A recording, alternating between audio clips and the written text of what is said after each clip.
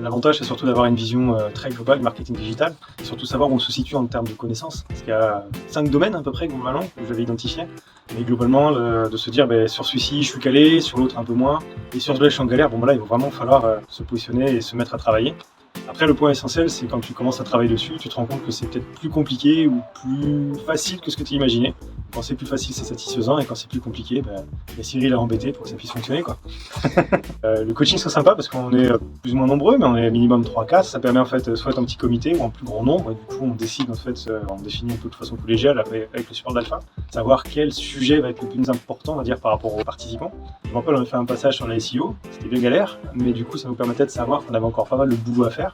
Et c'est intéressant pour ce type de projet. Il y a pas mal d'IA sur Alpha Digital. Après, il faut l'adapter en fonction de ses besoins et de ses envies. On va dire ce qui est top, c'est que ça permet de tester quelque chose qu'on a vu passer sur les réseaux sociaux ou un peu par le biais de réseau, d'un pote ou quoi que ce soit. On le teste et on se fait sa propre opinion. Il y a pas mal de sujets qu'on peut tester gratuitement. Après, on se dit, si jamais c'est pratique dans son quotidien, on peut aussi prendre un abonnement et voir pour l'utiliser. Après, honnêtement, moi, certains trucs d'IA, j'aime pas du tout, mais d'autres trucs sont vraiment pratiques.